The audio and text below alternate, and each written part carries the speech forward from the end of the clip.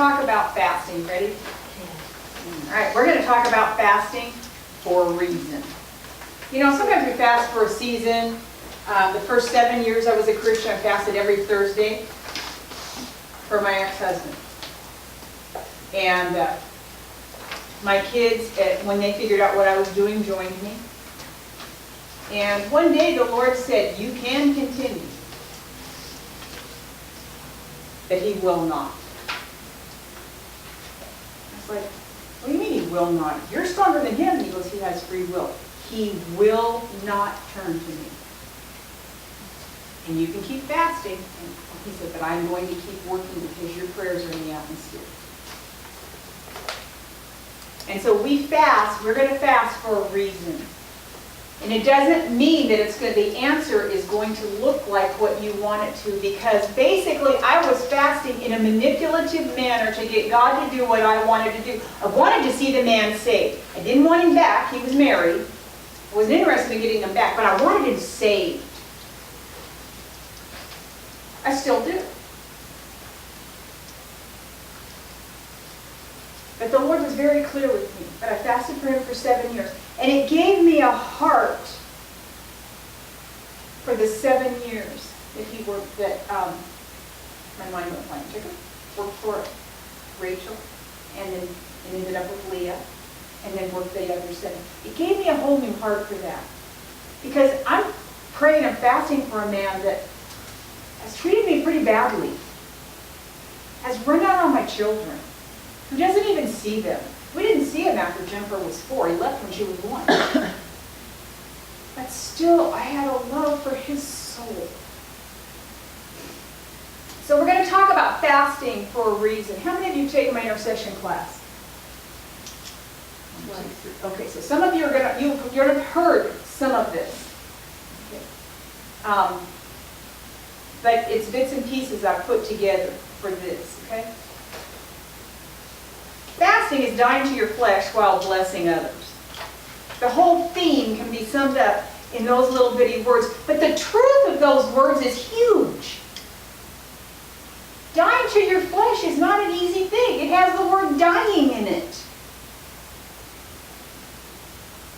When someone is wounded really badly and it gets infected, it gets what's called gangrene. It smells like death. And it literally is the flesh dying. It stinks. It's horrible. And you have to take a brush and scrub the dead off and wash it and put these medications on it and wrap it in gauze. And you have to do all this stuff because it's dying and it will kill the whole body. When you start dying to your flesh in an area because you're going to fast, it feels like your whole body's dying. But what you're doing is debriding, scrubbing with a brush all the dead off that was worthless in your life anyway. To protect the rest of you so that you don't become a compromised, mediocre, lukewarm Christian. I've been thinking a lot for my entire walk about the 10 virgins. How can 5 of them run out of oil? How can they be on fire for God, filled with the Spirit, excited about who He is, and then run out of oil and not make it? And that has been my heart's cry for 40 years. God, don't let me run out of oil. How does this work? And the Lord's been giving me a teaching, and I started reading about lukewarm Christians. The key word there being Christian. And what happens when you're lukewarm? He spits you out of His mouth. That's a nice, polite term. The real definition of that is retches, regurgitates, or throws up on. I really don't want to be puked out by God. So there's areas of the flesh that we need to die so that we can keep life alive and our oil jars full. I already have my next week's sermon, and it's on how not to be lukewarm. Keep your oil jar full. You don't want some little hole in the bottom leaking out so that all of a sudden one day you think, what the heck? I'm out of oil. Oh no, I don't have enough time to go get some. Now what? I missed it. I missed it. Ephesians 6:12. You guys know it. You know it well. We use it a lot in warfare. For our struggle is not. Ephesians 6:12. Our struggle is not. I'm going to tell you the easy way to find Ephesians because I know it's one of those little books. So you have Matthew, Mark, Luke, and John, right? So you got your 4 Gospels after you get to the New Testament. And then you have Acts and Romans because the Acts, we had a whole bunch of Acts of the Apostles, and then the Romans were really jerks. And then you got 1st and 2nd Corinthians because now we're planting churches. But then what do you have? Go eat popcorn consistently. Galatians, Ephesians, Philippians, Colossians. Those little 4 letters right there, because why? It's time to see what's happening. It's like a movie. So we're going to eat some popcorn and read about what's going on in the new churches. That's how, and then come the T's. So all the T's are stuck together. Makes it easier to find them, because they're not very big. So that's how that works as you go through. Because I never could find Galatians, Ephesians, Colossians, and Philippians. I never could find them. I never could find those books. So I made myself learn how to get to there. Makes it easier to put. Ephesians 6:12. For our struggle is not against flesh and blood, but it's against the rulers. It's against authorities and against powers in the world. Is it against our government? No. Yeah. Of the dark world and against spiritual forces of evil in heavenly realms. Some people read this and they stop. And they think it's against our governments. They think it's against our leaders. They think it's against their authority. It is not. When you have an attitude, and I'll be the first to admit, our government does things and I think, what are you thinking? You know, if you want to see actual anger for me, I mean, most of you have never really seen me angry. If you want to see me angry, cut the budget on the military. It just makes me livid. Especially on the retired military. They just served our country, and what? It just makes me like want to just rip out hair, not mine. But I don't wrestle against them. God places authorities in office. We may not like them. We may not like what they're doing. I didn't like Gaddafi. He got there for a reason. He's not bigger than God. So we need to pray for them. We need to do all that. But we need to realize that when we're wrestling, it's not against man. When you have a problem at work, when somebody at work comes against you, when somebody says something to you and it's irritating and you just want to, who do you think you are? It is not them you're wrestling. What is the spirit behind this? There's not one thing that happens to you that is not spiritually based. When you have a symptom, when you start feeling bad in a way, wait a minute, what are you doing? One of the things I think for Mccarley, so she's fighting on her eyes. She always gets that panic look. Don't talk about me. So for Mccarley, we're praying for her eyes to be healed. But here's what I think's happened. I saw this in the spirit when she first told me about this when we went to lunch. She's prophetic.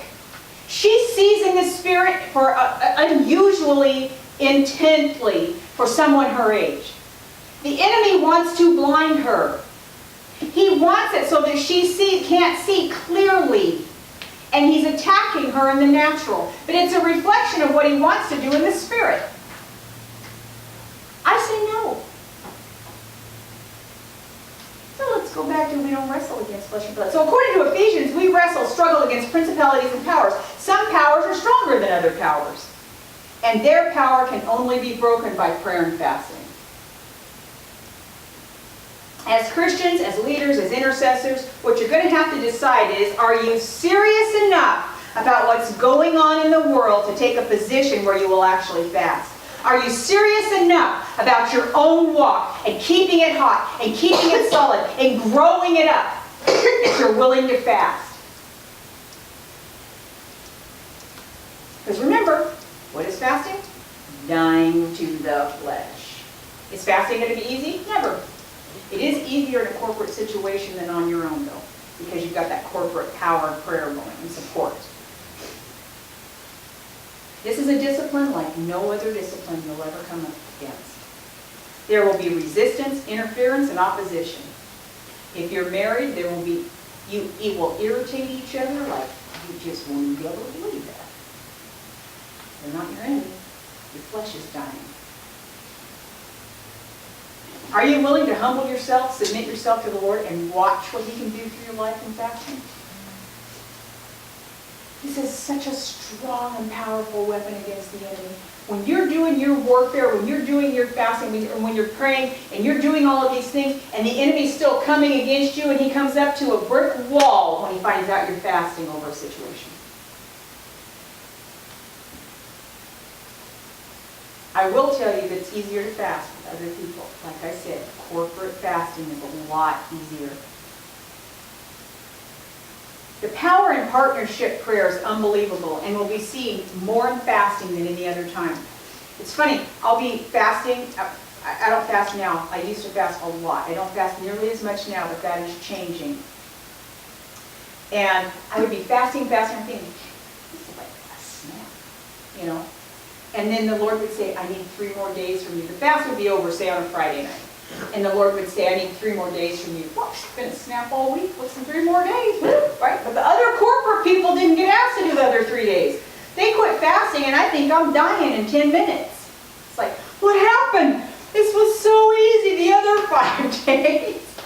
So that corporate, I can't even explain to you the difference, but you'll find out. If every Christian fasted, our society wouldn't be like it is now. Christians would demonstrate that they live differently and that their faith is imperative and that the Almighty God works in their lives every single day. If all of our churches fasted, we would be moving forward in evangelism, feeding the poor, watching people get set free from financial despair, poverty, ill health, and disease. A church that lives in a fasted lifestyle, and by church I mean the church. We've talked about the universal church and the local church. We're talking about the church, individually, the church. If the church would fast, we would increase the outpouring of the Holy Spirit and His presence in a way that we haven't experienced yet.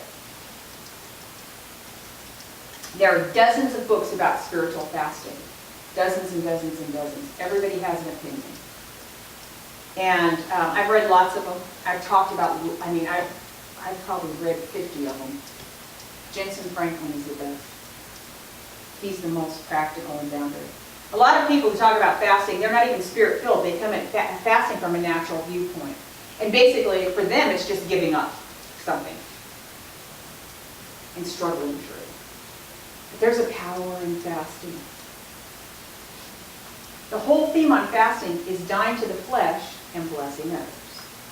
And keep going back to that, because the dying to the flesh is painful. I am not telling you that fasting is going to be a delight.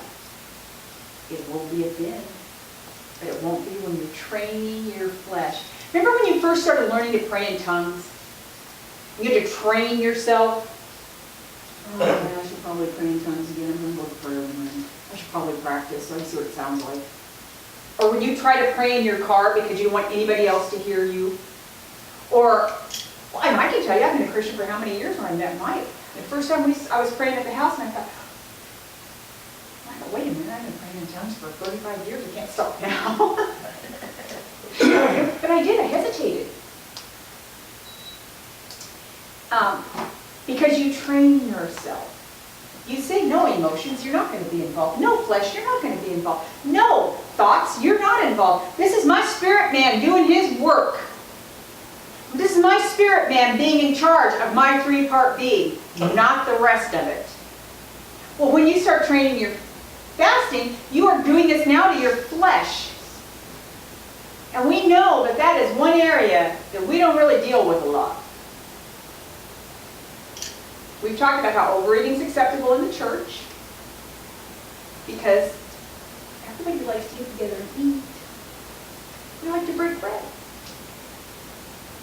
Jesus, through his verbiage, draws a conclusion, assuming that after he ascended to heaven, those who believed in him would fast. Then they shall fast in those days. That's in Mark 1:19. That's in Acts 1:9. Sorry. So he said, when I leave, they're going to fast.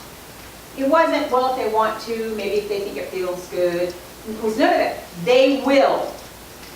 And then in Mark 2:20, he said to them, moreover, when you fast. He didn't say if, he said when. So now that the bridegroom's been taken from us, we should be engaged in this discipline of self-denial, which enables us to enjoy something of the closeness to Him enjoyed by the original disciples when they walked and talked daily with the Lord. There's no question that fasting is called for. It's just a matter of will you or not.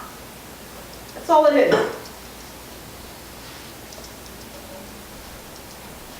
I've asked you to fast one thing as we go through this season until work comes. I don't care what it is. You know, I told you, I did not realize how hooked on video or Scrabble and word games and all that I was at night. And I did not realize how much time I spent doing it when we watch TV or after Mike goes to bed or whatever. I did not realize I have specific friends that I've been praying for, that I met on those, you know, and that was my excuse originally. Now it's just habit. But I have to tell you, every single night my hand reaches for that tablet to play Scrabble or something. I cannot believe the hold I let this thing get on me. I am shocked and my flesh is dying. But the other thing I've asked is that as a church we start fasting. 1 day the first week, 2 days the second week, 3 days the third week. Probably Rick will be here I think in 5 weeks, so it'll be a 5-day thing at the end. It's easier to fast if you fast corporately. It's also easier to fast if you train yourself to fast. So you start with 1 and then move up. You don't start with, I think I'll fast. It'll be easy. I'll start with 40 days. No, your body would go into shock. So would your mind. So fast. We're going to fast. You can pick whatever you want. So my joke has always been, I'm going to fast dancing girls in the night.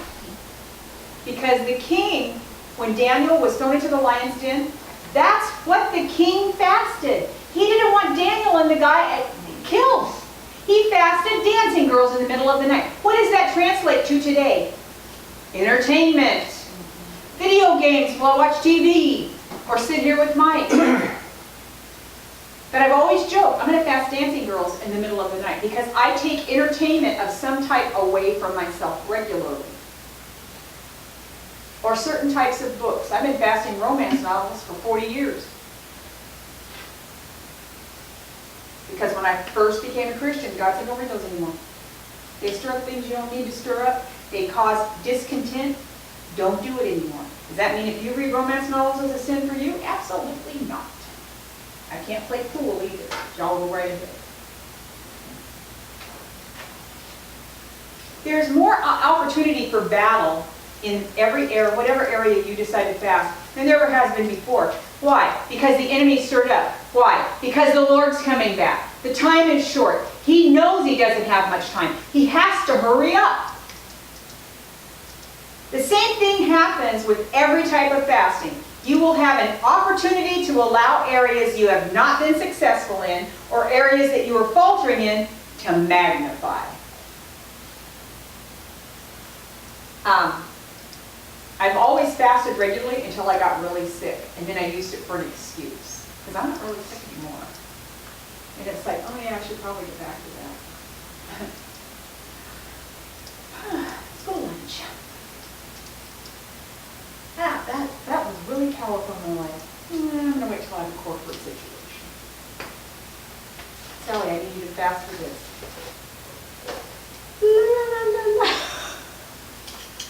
We've all done it. God speaks to us about something and He begins to put His finger on something and we just keep going. And it gets bigger and bigger and bigger and bigger and it magnifies until now it's an issue. Well, it was an issue at the beginning. We just didn't see it that way.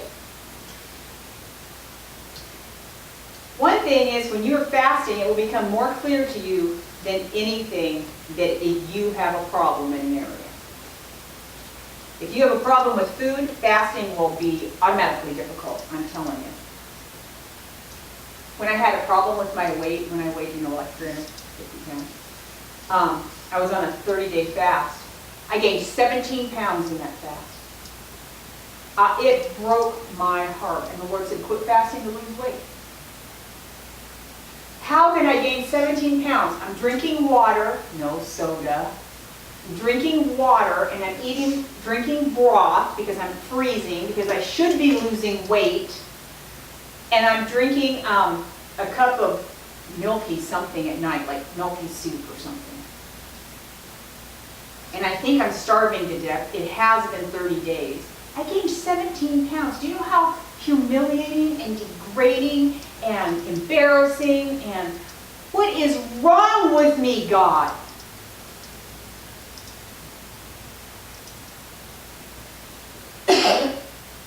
What's wrong with me is I was put my things down that the Lord told me to fast for, and in the back of my mind the whole time I'm thinking, 20 pounds, so yeah, that didn't happen. I figured I'd lose between 20 and 30 pounds. I was so excited. He goes, this is not a diet tool. And it is not. So I'm telling you, from somebody who's failed at that, don't even go there with your thoughts, because it ain't going to work. Society focuses around food. You guys know that. The Chamorros really focus around food. I love it. Just like the Southern people do. We like to eat. But that makes it even more difficult. Another thing that's going to happen when you start fasting is people are going to tell you there are rules and regulations for you. And I love that, because immediately people say, oh, you're going to fast? Well, how do you do it? However the Lord tells me this time. Well, you're going to drink liquid? I don't know. He hasn't told me yet. So it's nobody else's business what the Lord tells you. If the Lord tells you, my pastor's wife, she goes, I don't care what the Lord tells any of you, I'm drinking milkshakes. And I said, well, I can't have milk. She goes, well, too bad for you. So you do what you hear from God. I don't hear from God for how you're supposed to fast. Neither does anyone else. You hear. So if you get before the Lord and He says, I want you to give up, you know, I fasted tacos a couple of weeks ago for 10 whole days. And you probably don't know. I eat tacos every day, sometimes twice. So it was difficult for me.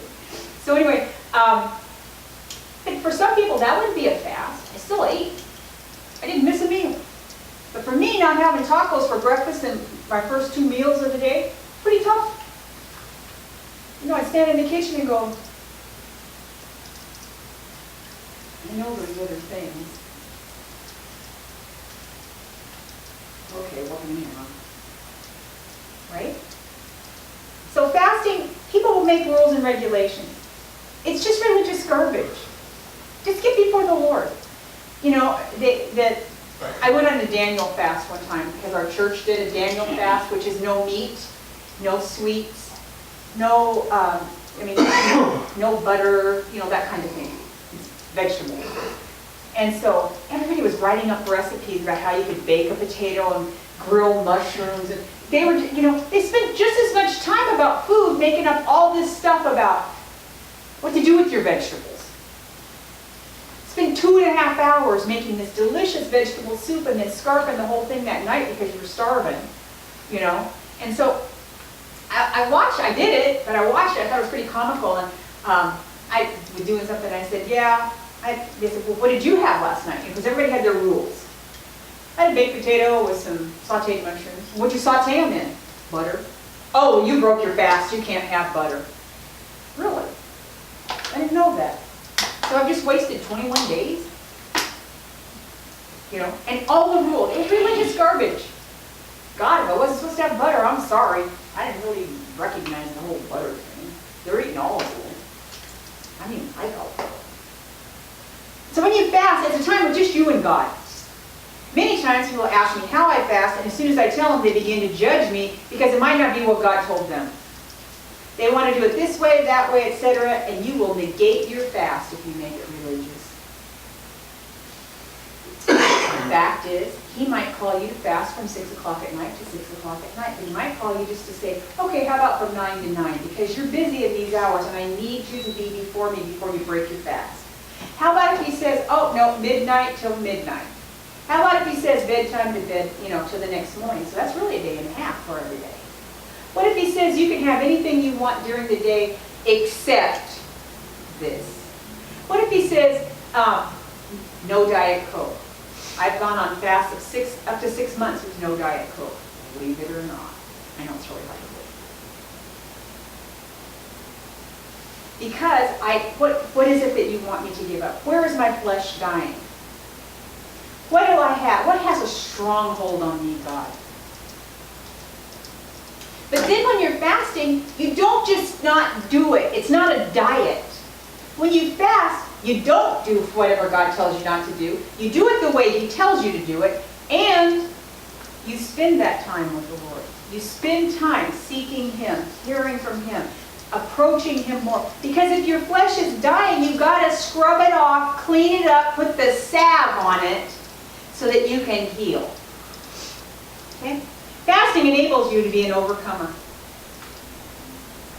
It increases your faith and allows you to accomplish great things in the lives of other people, as well as your own. Many people don't think fasting is mandatory for people today. But with these kind of results, why wouldn't you fast? Plus the Bible tells you to. Why do we fast? So many reasons. Discipline, hearing clearly, worship, breaking strongholds, intercession. Fasting draws us closer to the bridegroom, and it has other beneficial results also. For those who have deeper needs, the ones we are interceding for and trying to break something over their life, fasting has transpersonal and social benefits. So if you're praying for someone to get saved and you just can't seem to get a breakthrough for them, you can't seem to get that last piece broken off so that they turn and come to the Lord, how about fasting for them? Okay, so I want you to keep a journal while you do this. And here's the reason. It gives the Lord the opportunity to show you how magnificent He is. There are a lot of different ways to keep a journal. For most Christians, that first time when you start writing it down is really the difficult part. You can make a special notebook on just fasting, just a special page for the day, for this week. But the thing that you're going to want to do is write down, number one, why are you fasting? Why? Because here's what will happen. You'll start to fast, and let's say you're going to fast for the nation. Well, then, so you're going to fast for the nation, and then, tomorrow you're going to think of something you want, so you're going to add it to your fast. Then you're going to be over here, and you're going to think of something that you need over there, and you're going to add it to your fast. And when you get all done, you don't even remember why you started fasting. So did your warfare, did your dying to the flesh take care of the thing that God was calling you to, or did you junk up what you were doing with all your periphery? So you need to write down, why am I fasting? God, it's just me and you here. Why do you want me to fast? What do you need from me?